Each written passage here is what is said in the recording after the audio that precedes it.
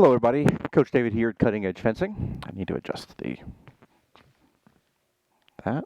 There we go. Coach David here at Cutting Edge Fencing. Before our live stream tonight, I wanted to give you guys some suggestions on how to set up your practice space. Obviously, we are now in a situation where USA Fencing has sent out an email this afternoon and said there's going to be no more activities at least for 3 weeks, no lessons, no group work, nothing in any club in the United States. So the individual work that you're doing at home is going to be critically important for everyone to maintain some sort of fencing practice. And obviously, we're going to be continuing doing our live streams of footwork practice here at Cutting Edge. Plan for our next one tonight, 7:30 p.m. Central. Tune in. It's going to be led by Coach Kate. It's going to be a little more intense footwork than what we did last night, a little more conditioning work, things of that nature. And then we'll also be doing some target work tonight as well. So let's talk a little bit about the actual space that you need to work with. For starters, you can see right here I've got on the ground an area mapped out that is roughly equivalent to about 10 feet. Okay, it's a little bit over 10 feet. Space between the guard line and the warning line of a strip. Now, the footwork drills we're going to be doing designed to fit in this kind of a space. All right, you'll be able to move back and forth. It's enough space to be able to move, be able to do a couple of repetitions of footwork, especially if you're working on keeping your footwork small and clean and neat, like pretty much everyone needs to be doing. And then it's also big enough for you to be able to make a proper attack. Now, where would you want to set this up? Ideally, you've got some wood floor in your home somewhere. But if you don't, try and find carpet as thin as possible. As a last resort, you can also do it on concrete, although that's going to wear out your knees pretty darn quickly. So trying to find something in your space somewhere that's a little more forgiving of your feet. Okay. Next, target area work. So I have set up over here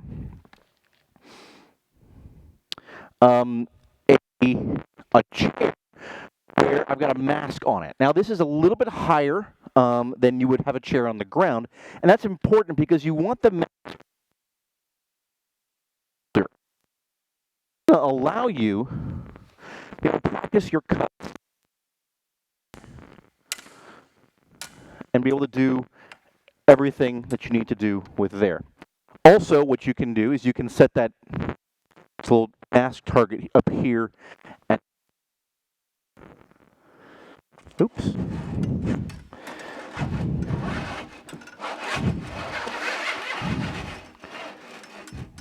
of your footwork, right? And that'll allow you to practice your attacks, and you should be able to get a nice, good advanced lunge from this distance. Very good. That's now trying to get your mask up this high can be a bit of a challenge. I've seen a number of different ways people have found a way to elevate their mask. In the group, everybody else, if you've got a good suggestion for how to get your mask elevated, please feel free to send us pictures, and we'll post those to our group.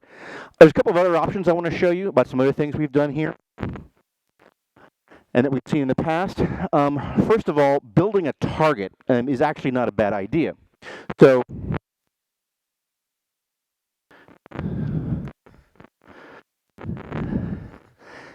this is one you can make that's pretty easy to do. Basically consists of a piece of fairly thin plywood, not too thin, not too thick. Want to make this sort of light, easy to be able to maneuver it around enough. Covered with some indoor-outdoor carpet. You can get carpet scraps from a number of different places, and stapled on. This will make some cuts on here. You can do some things of that nature. You could even use for point attacks or the point weapons, epee and foil people. But also on here, I've gone ahead and I've attached this little device right here. This is a pull for a drawer pull. And it just so happens that these, if you can find the plastic ones, a lot of times, are just the right size to fit a mask. How about that right there? We actually use these for our mask storage here at Cutting Edge. A number of years ago, Coach Kate realized this, and we made a nice mask solution. Some of you guys have been here, seen it over on the wall. That's what these come from, actually. And of course, you can then fancy up this little target, get it a little more deep. So I'm just going to put this right here. You guys can see what I'm doing. It goes right there. Mount that on the wall, especially if you have like a wall, say, in a garage. That will allow you to do this. It's ideal. Perfect. Really nice on there. Okay. There you go. So there's your mat. There's your target. You can attack that. Thing you need to do. Oops. On me. Obviously, you want to make sure that it's well secured. But I can make my cuts. I can make draw cuts. I can make cuts on here. All right. So now, even fancier. All right. A number of years ago, I actually built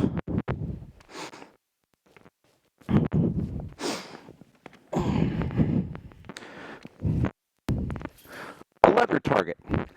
Back in my leather working days. This is one we had up at Cutting Edge in our old place. We haven't put it up in our new place yet. We've only been in this space, and we're still trying to figure out where everything goes. But again, this is one very nice on this target area here. Goes on real nice.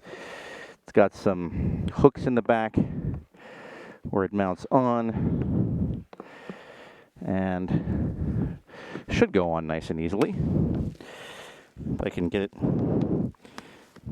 in the right spot. There we go. And then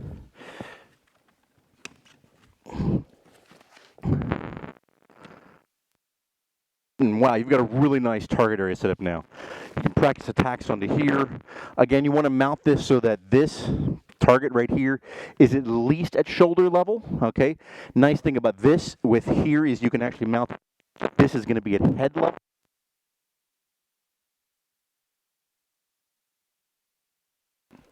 Even fancier.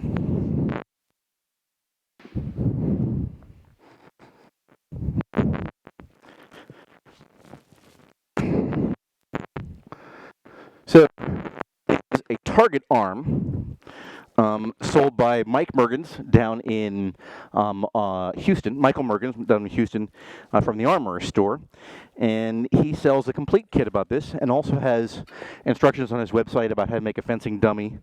It's one of the best fencing arms I've ever seen. It's really nice, maneuverable, and you can use it to position your blade. You can work on attacks of the blade and things of that nature. And then get this epee target sleeve.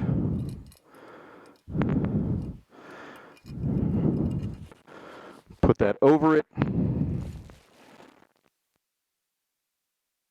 Go, and you can practice your actions and attacks to the arm. Also, just wrap it in some towels.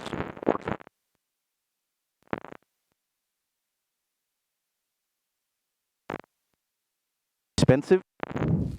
The key thing here is this little device, this little piece of metal right here. I believe Michael still sells just these and sells the instructions for how to make the rest of it all together as well. And obviously, on the side of your target.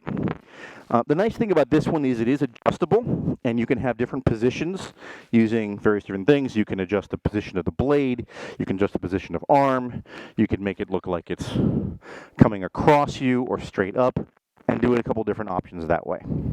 Okay, so there you guys go, and we will be getting started tonight at 7:30. Look forward to seeing everybody on the live stream, Footwork stream tonight. Have a good day.